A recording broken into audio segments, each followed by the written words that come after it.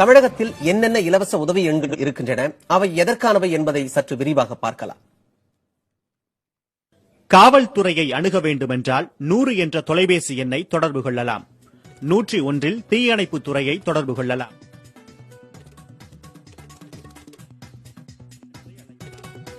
போக்குவரத்து காவல்துறையை 103 என்ற எண்ணில் தொடர்பு கொள்ள முடியும்.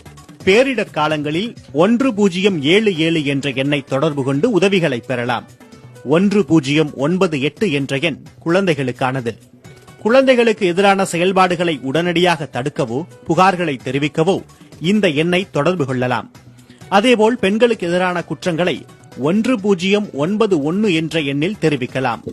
இந்த இரு எண்களில் வரும் புகார்கள் மீது உடனடியாக நடவடிக்கை எடுக்க அம்மா ரோந்து வாகனம் தமிழக அரசால் அறிமுகப்படுத்தப்பட்டுள்ளது. 1441 என்ற எண்ணில் பள்ளிக்கல்வித்துறை சார்ந்த புகார்கள், உயர்கல்வி சந்தேகங்கள், பாலியல் புகார்கள் உள்ளிட்டவற்றை தெரிவிக்கலாம். 1093 என்ற எண்ணில் கடலோர பாதுகாப்பு படையினரை தொடர்பு கொள்ள முடியும்.